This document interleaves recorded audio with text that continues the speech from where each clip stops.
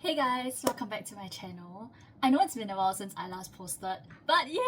I've graduated from A-levels already, and today I'm going to be sharing with you guys my JC experience as well as some advice for you guys. So I'm going to be going through this episode, right, with different focus points, so you guys can just skip to the timestamps where you guys are interested in. Yeah, so without further ado, let's get started. Okay, so let's start with the very first question. Should I go to JC or Poly? Well, the simple answer is go to JC if you do not know what you want to do yet. You know, for me, right, when I was in Sec 4, I wasn't sure if I wanted to go to the science path or to the arts path. So that's why I decided to go to JC to actually give myself a 2-year buffer time to think about it more. And thankfully after that, right, I now kind of have a clearer idea what I want to do in the future. So JC is it's a safer path for people who don't really know what they want to do yet. And then you go to JC as well, right, if you want to pursue medicine in the future, because for med in uni, right, it's easier to get in if you have an A-level cert compared to going to Poly. But vice versa, go to Poly, right, if you already have a crystal clear idea of what you want to do. So for example, you know that you want to be an engineer, you know that you want to do life sciences, then go to Poly. Because right, in Poly, the syllabus is a lot more structured it's more specialized to what you want to do in the future already. So it's better. Yeah. And then right, I've also heard this misconception that sometimes people will say, oh, you know, I want to go Poly because Poly will be easier than JC. But I want to say that this misconception is very wrong, because now, right, Poly is not necessarily easier than JC. Well, in fact, I have cousins who are in Poly right now, right? And yeah, life is really tough as well because there's a lot of group projects, assignments, submissions, as well as the stress of maintaining a GPA. So, right, for example, in Poly, right, you have different SEMs, and then, you know, let's say in SEM 1, right, you didn't do very well, so you have a very low GPA, and then it will affect your downstream final GPA at the end when you finish your course. So I would say, right, both Poly and JC have its merits. They're both also challenging. So I would say choose your battle. Which battle do you want to fight? You know, yeah, they're both not easy. So don't go into the mentality thinking that, oh, Poly is gonna be easier than JC, because that's wrong. Okay? And then specifically for Poly, right, it's a lot more hands-on. There's more practical learning, and of course, right, its curriculum is more tailored towards your specific career interests. While in JC, right, it's a lot more academic focused, very theoretical, and also, right, it's a very fast-paced curriculum. It's only 2 years, and then you squeeze in a lot of like knowledge within that 2 years, so it's gonna be very, very fast-paced. Okay, and then right, the next question people ask me is the learning curve in JC very steep from secondary school? Yes, the learning curve is very, very steep. In fact, right, those of you guys who did very well for O-levels, right, scoring a lot of A's and B's, right, it doesn't mean that you excel in JC. Because, right, personally for me, I got almost all A's for all of my subjects in secondary school, but the moment I went to JC, right, it took a hit because I'm scoring DESUs. And I want to reassure all of you guys, right, that scoring DESUs are perfectly fine. You don't have to like worry like, oh shit, I scored a D, oh no, I scored an E. But you know, I want to tell you guys that it's completely normal, because it really takes time for you to get used to the rigor as well as the way questions are being phrased in JC. So it's very common for people to, you know, score very low for like the first few months or, you know, even years in JC. And then, right, you realize that at the end of J1 or beginning of J2, you start to realize an improvement in your grades. So I want to say, don't get discouraged, because yes, the learning curve is very steep, so naturally your results will also take a hit. Yeah, okay. So you may be thinking, right, like, why is this the case? Why is the learning curve even that steep, right? The simple answer is because of the increased subject depth. So you know, in O-levels, right, whatever we are learning, right, it's all very broad and very introductory. But in A-levels, right, you're really going into the whys and the hows. So like, for example, in biology, right, you learn the very simple things like, for example, DNA replication. But in A-levels, you're really going into the micro depth of understanding each process, how things come together. So it's all very micro and molecular. So that is why, right, it's much more challenging, and it involves a lot of critical thinking and analysis as well. And then, right, also there's a higher expectation of self-directed learning. It means that, right, content for lessons won't be taught in classrooms, but instead it will be taught at home. So it means that you have to study at home. Yeah, it basically means, right, that lectures are conducted at home. You have to have the self-discipline to sit down and watch the lectures yourself.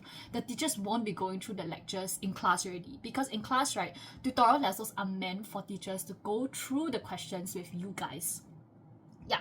And then also, right, of course, you know, taking A levels is a lot more demanding. So definitely you'll have more rigorous exam preparations. And yeah, of course, time management is also one thing which makes the learning curve very steep, because you have so much things going on, but you have so much lesser time.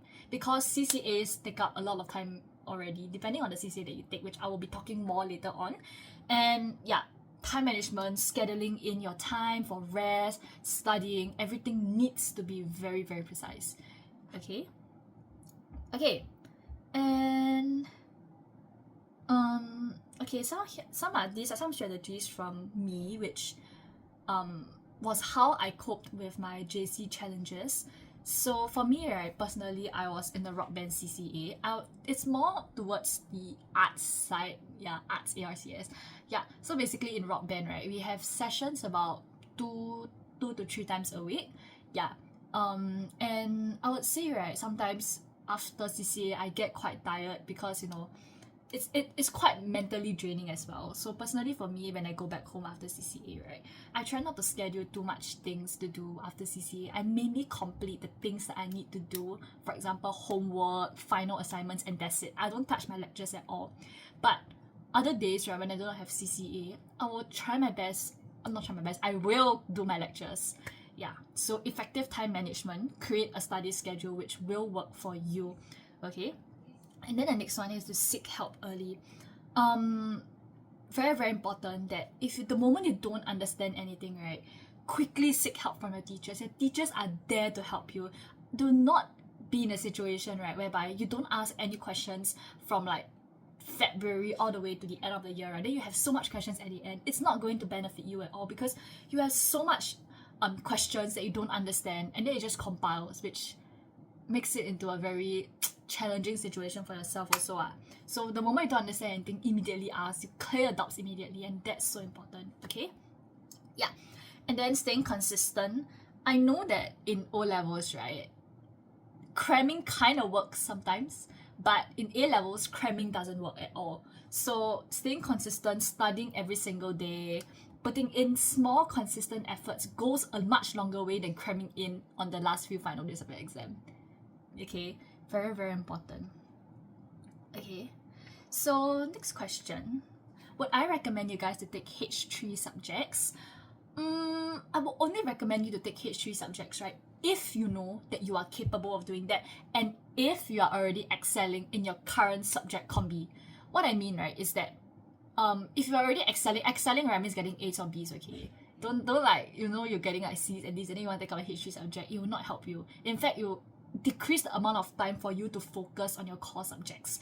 So H3 subjects, right, are really meant to stretch students, right, who are already, you know, very good in their H2s, and then they want to further stretch them to take a higher caliber of learning. So that's when H3 comes in. Okay, and it's really more useful for people who are applying to overseas unis or scholarships. And if not, right, I would really want you guys to just focus on your core subjects as well as scoring your 90 rank points.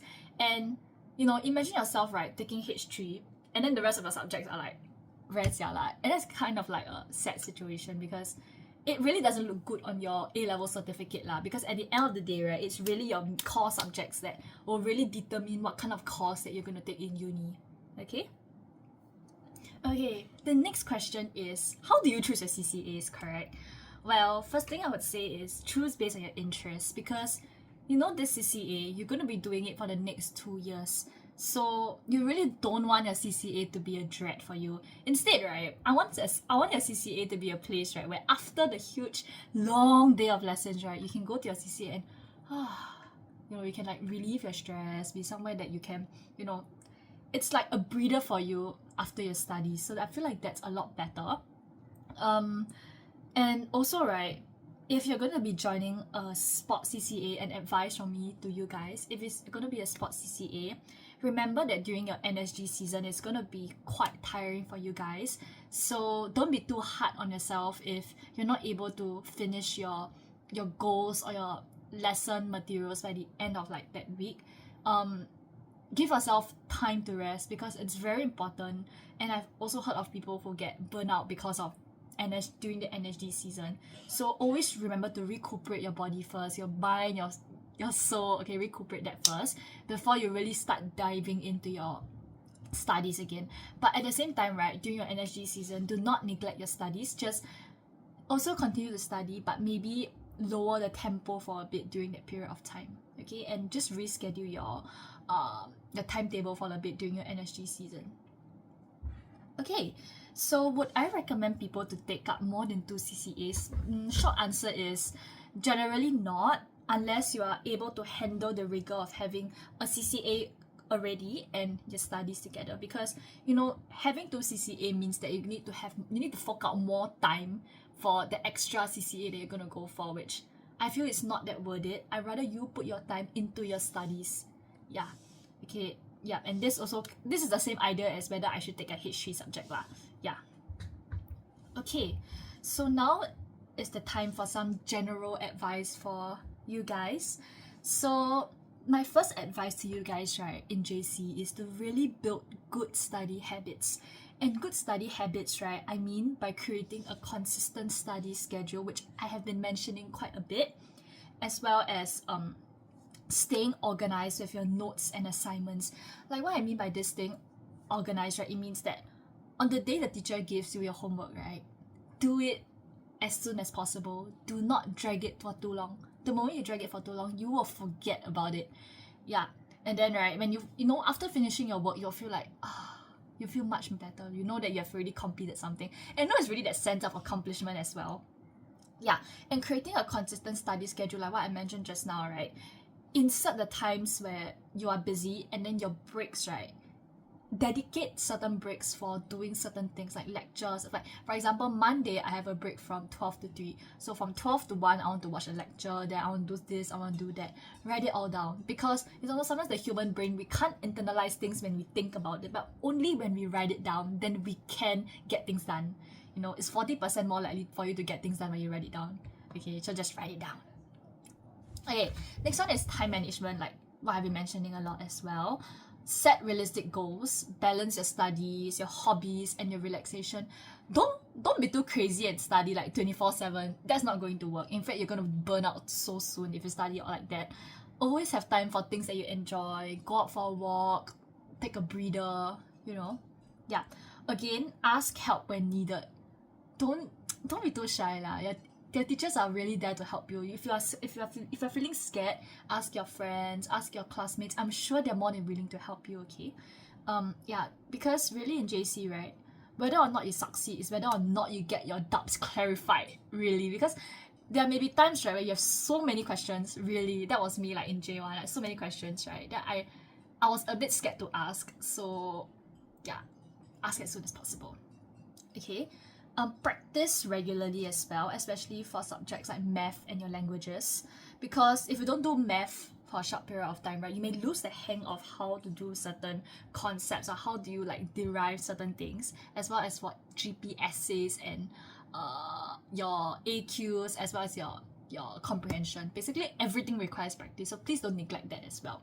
While theory is important, application is equally as important. Okay, again, take care of your mental well-being, physical as well as emotional well-being. They are really a topmost priority, because if your well-being is not taken care of, then your studies will also be affected. Okay. Oh yes, the last thing, focus on learning and not just grades. I know a lot of people coming into A-levels, right, have the idea and concept that, oh, I want to score all A's, I want to get my 90 rank points. Yes, while that is important, right, it's also more important to appreciate the learning process. Because for me, that was also my mentality coming into JC, that, oh, I really want to score my A's. Like, But the real question is, how do we go about scoring our A's, and how do we go about getting the marks that we desire? You know, so for me, right, what I do is I aim to understand and internalize what I'm learning, because there's really no point for you to just, you know, memorize everything and then like, oh, I want to produce an A. That's not going to work. You need to really understand what you're learning instead of memorizing, because when you internalize, then you can apply. Because again, in A levels, everything is about application. So the moment you get your basics and foundation settled, your results will come along the way. So you don't have to worry about your results. It will naturally come. So yeah. And yeah, I think that's pretty much all I want to say. The main few pointers about JC life, and you know, how do you cope with stress in JC?